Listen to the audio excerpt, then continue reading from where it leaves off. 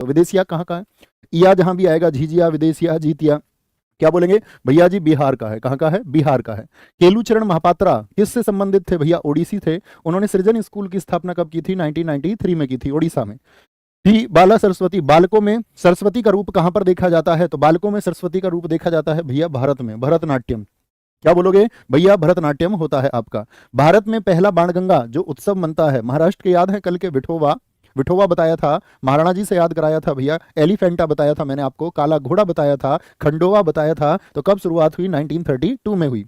पहला फुटबॉल विश्व कप कब आयोजित हुआ था? 1930 में उरुग्वे में आयोजित हुआ था। सॉरी, ये नहीं पूछा, पूछ रहा है किस देश ने उसको जीता था। 1930 में जब आयोजित हुआ तो कौन से देश ने उसको जीता था? जहां पर आयोजित हुआ था उरुग्वे ने ही भैया उसको जीता था। किसने? उरुग्वे ने ही जीता था। टेबल टेनिस में नेट की ऊंचाई कितने इंच होती है भैया? 6 इंच होती है। कितनी? 6 इंच। और अगर पूछ ले टेबल की ऊंचाई कितनी होती है? टेबल 76 सेंटीमीटर ऊंची होती है।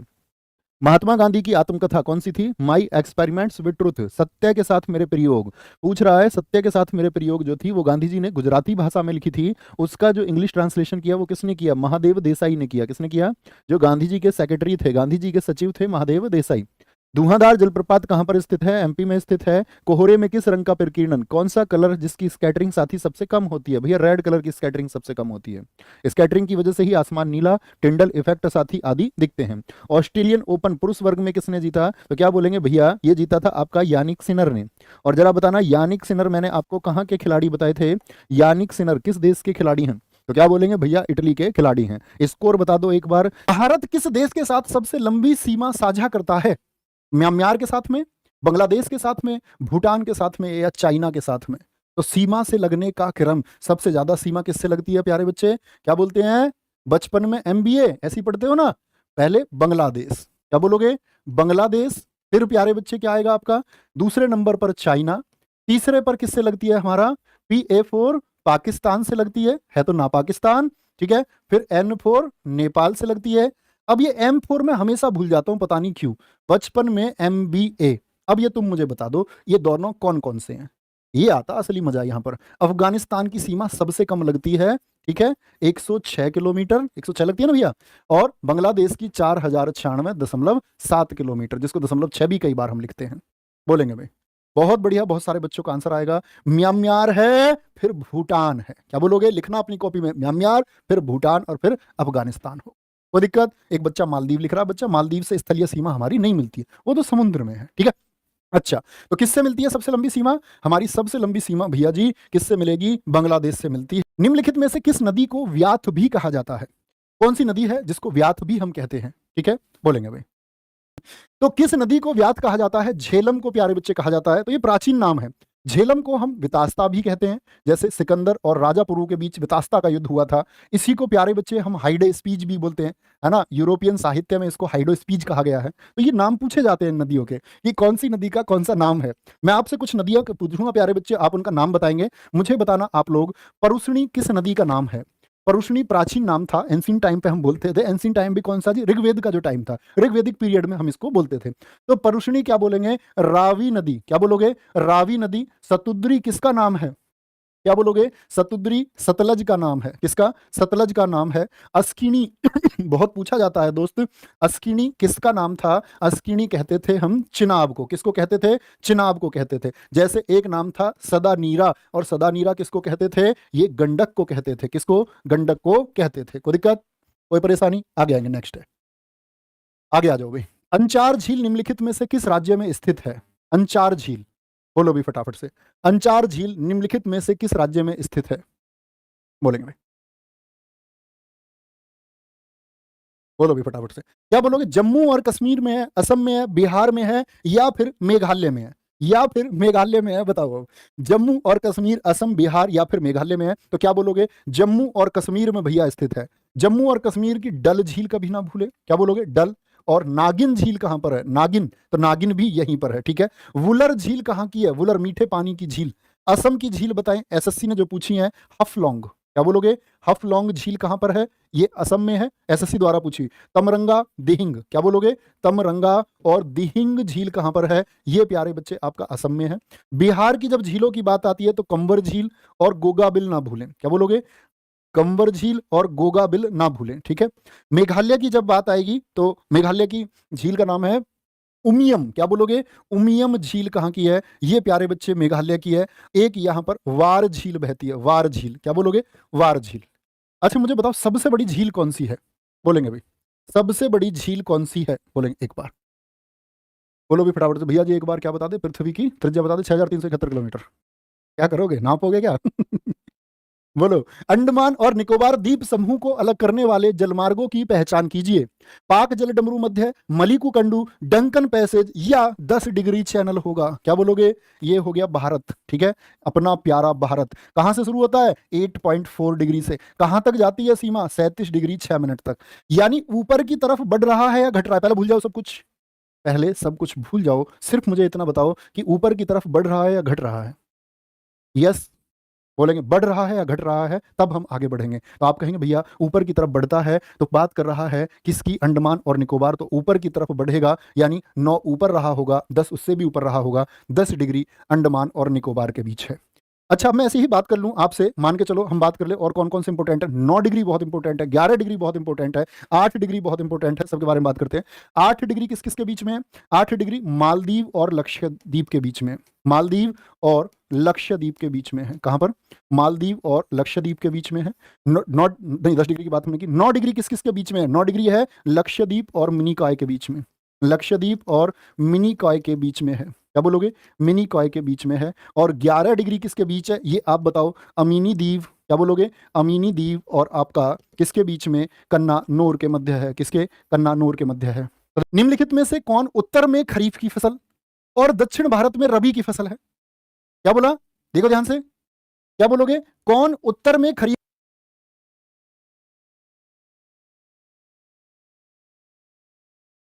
क्या बोलोगे? वो है जी हमारी तिल। उत्तर में तो खरीफ में आती है। देखो खरीफ की फसलें कौन कौन सी है। खरीफ की फसलें होती हैं आपकी, जैसे कपास हो गई, कपास। मूंगफली आती है इसी में, मूंगफली। मक्का, मूंगफली, मक्का।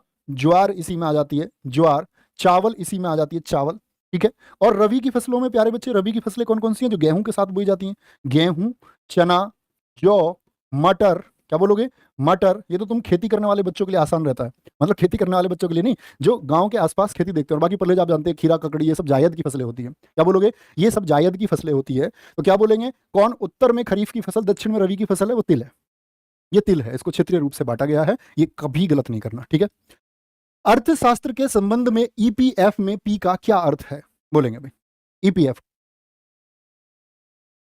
पीएफ में पी का क्या अर्थ है? सटाक आंसर आना चाहिए, एकदम जबरदस्त। ईपीएफओ स्कीम के बारे में आप बार बार पढ़ते होंगे, भविष्य निधि बचत के लिए, ठीक है, ईपीएफओ। लेकिन इसने ईपीएफ कहा है, ओ की बात ही नहीं की, ऑर्गेनाइजेशन को हम हटा देते हैं। तो ईपीएफ क्या होता है आपका? ईपीएफ होता है एम्प्लॉय, क्या बोलोगे? एम्प्लॉयज प्रोविडेंट फंड होता है। क्या होता है? एम्प्लॉयज प्रोविडेंट फंड प्यारे बच्चे ये होता है, ठीक है। और ओ किसी अर्थव्यवस्था में मत्स्य पालन, देखो जो भी प्यारे बच्चे प्राइमरी लेवल पे शुरुआत में कोई भी हम उत्पादन करने का प्रयास करने से भी पहले का जो चरण है, जिसका खेत से, तालाब से संबंध है, जिसका कृषि से संबंध है, चाहे वो मुर्गी पालन हो, चाहे मत्स्य पालन हो, चाहे पशु पालन हो, या फिर वानिकी वन लगाना हो, या फिर खेती हो, या फिर कृषि हो, उसको हम क्या बोलते हैं? वो प्राथमिक क्षेत्र में हमेशा आएगा, ठीक है। चाहे कुक्कुट पालन हो, कोई भी हो, कृषि होगी, एग्रीकल्चर इसी में आएगा, एनिमल हस्बेंड्री पशु पालन इसी में आएगा, ठीक है। आपका फॉरेस्टिंग वानिकी इसी में आएगा प्यारे बच्चे। तो ये प्राथमिक क्षेत्र में से कौन भारत में एक अप्रत्यक्ष कर है? क्या है? इनडायरेक्ट टैक्स है। कौन है इनडायरेक्ट टैक्स? जीएसटी है, गुड्स एंड सर्विसेज टैक्स है, इनकम टैक्स है, निगम कर है, या फिर पूंजीगत लाभ कर है। तो आप क्या बोलेंगे? इनडायरेक्ट टैक्स है जी हमारा, क्या? GST, goods and service tax. Income tax कैसा है? डायरेक्ट टैक्स है, निगम, कॉर्पोरेशन टैक्स, पूंजीगत, कैपिटल गेन टैक्स। ये तीनों कैसे हैं प्यारे बच्चे? ये तीनों के तीनों हमारे डायरेक्ट टैक्स में काउंट होंगे। और डायरेक्ट टैक्स ना भैया, जीएसटी के संबंध में जीएसटीआईएन का पूर्ण रूप क्या है? जीएसटीआईएन ये क्या होता है? आज बहुत प्रचलित हुआ आपका 1 जुलाई 2017 के बाद से, पहले लोग नहीं जानते थे जीएसटी नंबर के बारे में। तो जीएसटीआईएन से मतलब क्या है? Goods and services tax identification note है, goods and services tax identification number है, goods and services tax information number है। तो क्या बोलोगे भैया? सीधी सीधी बात है, जीएसटीआईएन आइडेंटिफिकेशन नंबर है। अच्छा मुझे बताएं जीएसटी अंक कितने अंकों का होता है? यहां से 2 क्वेश्चन पूछे जाते हैं कि जीएसटी अंक को लिखते समय किन अंकों का लिखना अनिवार्य होता है? तो याद रख लेना, पैन अंक लिखने अनिवार्य हैं। पैन हो गए। प्रथम पंचवर्षीय योजना रिक्त स्थान में जारी की गई थी। पहली पंचवर्षीय योजना कब आई थी? तो पहली पंचवर्षीय योजना कब आई? 1951 में आई। ठीक है, अब 1951 में आई और प्यारे बच्चे कब से कब तक थी? 1951 से 56। ठीक है, हेराल्ड डोमर मॉडल पर आधारित थी। किस पर? हेराल्ड डोमर मॉडल पर। और पहली पंचवर्षीय पहली योजना कब शुरू हुई? 51 से 56। दूसरी कब शुरू हुई? 1956 से 61। ठीक है, तीसरी कब शुरू हुई? 1961 से 66। ठीक है, यहां क्या आएगा प्यारे बच्चे? यहां क्या आ गया आपका? बोले फटाफट से। यहां गैप रहेगा एक, फिर 1969 से 74 रही, फिर 1974 से चलती है, यहां 78 आ जाता है, यहां गैप रहा एक, फिर 1980 आएगा, 80 से 85 चली, 1985 से मेरे दोस्त 90 चली, और फिर यहां एक गैप रहा। गैप कितने का रहेगा? यहां पर फिर चलती है आपका 1992 से आपका 1997, और 1997 से फिर 2002, और 2002 से प्यारे बच्चे आपका 2007, 2007 से प्यारे बच्चे 2012, मैंने भूल भी जाता हूँ कई बार, देख लेना, 2012 वाली चलनी थी 2017 तक, और फिर 2015 में वो क्या हो गई थी? यहां पर खत्म हो गई थी, क्योंकि योजना आयोग की जगह क्या आ गया था? National institute for transforming India, NITI Aayog आ गया था। ठीक है, तो ये गैप है, इनके बारे में आपको बताऊंगा। यहाँ एक वर्षीय योजनाएं चली 66 से 67। ठीक है, 66 से 67 चली, 67 से 68 चली, और 68 से 69 चली। ठीक है, इस तरह से यहाँ चली। यहाँ आपका इसी तरह से यहाँ पर आपका रोलिंग प्लान के बारे में हम पढ़ेंगे। ठीक है, ये सब चीजें मैं आपको बताता रहूंगा, कोई दिक्कत है? चलो भाई, जो लोग बायफोकल लेंस पहनते हैं उनमें रिक्त स्थान होता है। बायफोकल लेंस जो पहनते हैं, ठीक है, दूरदृष्टि दोष, निकट दृष्टि दोष। देखो, अगर हम बात करते हैं दूर दृष्टि दोष की, निकट दृष्टि दोष की, जरा दृष्टि दोष की, या मोतियाबिंद की, ठीक है, जिसको हम मोतियाबिंद, या एक दोष होता है अबिंदुकता, बिंदुकता, एस्टिगेमेटिज्म, क्या बोलते हैं? एस्टिगेटिज्म बोलते हैं। ठीक है, बताएंगे भैया बाइफोकल लेंस। पहले तो आप मुझे ये बताइए प्यारे बच्चे कि दूरदृष्टि दोष में होता क्या है? दूरदृष्टि दोष में दूर की चीज तो जो है साफ दिखाई देती है, लेकिन निकट की चीज साफ नहीं दिखाई देती है। दूरदृष्टि दोष में उत्तल लेंस लगाते हैं। क्या लगाते हैं? उत्तल लेंस लगाते हैं, जिसको हम बोलते हैं कॉन्वेक्स लेंस। ठीक है, निकट दृष्टि दोष में हमेशा क्या लगाना है? इसमें निकट की चीज साफ दिखती है, दूर की साफ नहीं दिखती, तो अवतल लगा दो। क्या बोलोगे? इसमें लगाएंगे कॉनकेव लेंस, कॉनकेव लेंस। जरा दृष्टि दोष जो होता है ना, जरा दृष्टि दोष, प्रेस बायोपिया, इसमें दोनों रोग हो जाते हैं। दोनों का मतलब निकट भी और दूर भी। दूर को बोलते हैं हाइपरमेट्रोपिया। क्या बोलते हैं? हाइपरमेट्रोपिया। और ये मायोपिया। तो ये दोनों हो जाते हैं, तो दोनों लेंस लगाने पड़ेंगे या नहीं? बोलो, दोनों लेंस लगाने पड़ेंगे या नहीं? तो क्या बोलोगे? Concave plus convex. तुमने देखा होगा कभी ऐसे चश्मे फोकसी, द्विफोक्सी किसमें लगाएंगे? जरा दृष्टि दोष में। कोई दिक्कत, कोई परेशानी भैया? तो ऐसे आती हुई देख लेना कैसे करना है। भैया जी कितने क्वेश्चन है प्यारे बच्चे? हमेशा मैं सेट को कराते समय उसकी जानकारी सबसे पहले दे देता हूँ कि डेली 50 क्वेश्चन होंगे। ये आपका टेम्पर कितना बना रहता है 50 क्वेश्चन के लिए, जरूरी है। अगर मैं आपके साथ हूं तो आपको नौकरी मिलने वाली है, आपको दम लगा देना चाहिए, दम। ठीक है, आगे आएंगे। एलईडी का पूर्ण रूप क्या है? What is the full form of LED? Linear emergency device है, लाइट इमिटिंग डायोड है, लिक्विड इमिटिंग डिस्प्ले है, या फिर लाइट इमिटिंग डिवाइस है? तो लाइट इमिटिंग डायोड है। ठीक है, ये वो पद्धति है प्यारे बच्चे जो ऊर्जा पैदा करती है या दृश्य दिखाती है। जैसे एलसीडी स्क्रीन होती है। एलसीडी क्या होती है? जैसे टीएफटी स्क्रीन होती है। कंप्यूटर वाले क्वेश्चंस भी आपसे पूछे जाते हैं कई बार। लिक्विड क्रिस्टल डिस्प्ले, क्या बोलोगे? लिक्विड क्रिस्टल डिस्प्ले होती है। ठीक है, लिक्विड क्रिस्टल डिस्प्ले होती है। टीएफटी होता है थिन फिल्म ट्रांजिस्टर। क्या बोलोगे? Thin film transistor, thin film transistor होता है। एक आपका, इसमें हम और क्या बात कर सकते हैं? वीडियो की बात कर सकते हैं। वीडियो क्या होता है? आपका वर्चुअल डिस्प्ले यूनिट होता है। वर्चुअल डिस्प्ले यूनिट होता है प्यारे बच्चे, ये बहुत इंपॉर्टेंट है। ठीक है, ये स्क्रीन है, स्क्रीन है ना, देखने के जो काम आती है। आगे आगे, अर्थ की निम्नलिखित में से किस अवस्था को बोस आइंस्टीन कंडेंसेट के नाम से जाना जाता है, जिसको हम प्यारे बच्चे बोस आइंस्टीन संघनन भी कहते हैं? ठीक है, बोलेंगे भाई, बोलेंगे भाई फटाफट से, क्या कहेंगे? तो पहली अवस्था कौन सी है? आप कहेंगे भैया सॉलिड, सॉलिड। दूसरी अवस्था कौन सी है? पहली तो ठोस है, दूसरी द्रव है, और तीसरी अवस्था कौन सी है? वो गैस है। चौथी अवस्था कौन सी है पदार्थ की? वो प्यारे बच्चे प्लाज्मा है। क्या बोलेंगे? प्लाज्मा है। और पांचवी क्या है? Bose Einstein condensate. ठीक है, मतलब जो परम ताप होता है -273.15 डिग्री सेल्सियस, उसके नजदीक ले जाकर के किसी चीज को अगर ठंडा कर लिया जाए तो वो बोस आइंस्टीन कंडेंसेट की कंडीशन में पहुंच जाती है। बोस आइंस्टीन कंडेंसेट ये क्या है आपकी? कौन सी अवस्था हो जाएगी ये? क्या बोलोगे? बोस आइंस्टीन कंडेंसेट, ये भैया हमारी पांचवी अवस्था हो जाएगी। कोई दिक्कत? अच्छा, एक सवाल बताओ, कार्नोटाइट किसका अयस्क है? जैसे तांबे के मैं बोल देता हूँ क्यूप्राइट है। क्यूप्राइट किसका अयस्क है? तांबे का है ना? ऐसे ही मतलब कि किसका महत्वपूर्ण स्रोत है? और इससे कार्नोटाइट से क्या निकाला जाता है? यूरेनियम निकाला जाता है, हमेशा याद रख लेना। ऐसे ही प्यारे बच्चे एक पूछता है आपसे, पिच ब्लेंड से क्या निकाला जाता है? पिच ब्लेंड से, जिसको हम U3O8 बोलते हैं, तो U4 यूरेनियम है, तो इससे भी क्या निकलता है? पिच ब्लेंड से भी यूरेनियम, और कार्नोटाइट से भी यूरेनियम निकलता है। क्यूप्राइट क्या बोलते हैं? Cu2O होता है। और कॉपर ग्लांस, देखो इससे मिलेगा ना कॉपर, ये मिल गया। कॉपर ग्लांस का फॉर्मूला आप मुझे बता सकते हैं क्या?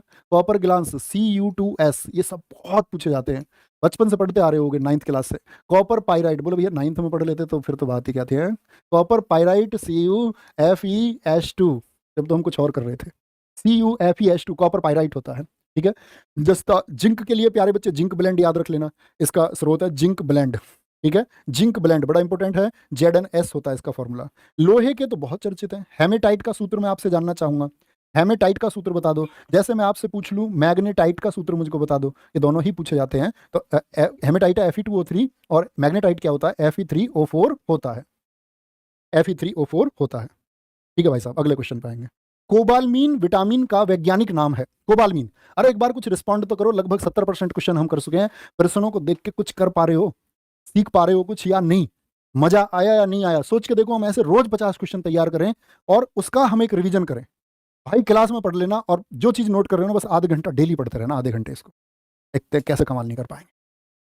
कोबालमीन किसका प्यारे बच्चे? B1 का है क्या, क्या C का है या B12 का है? क्या बोलोगे? B12 का है, ठीक है।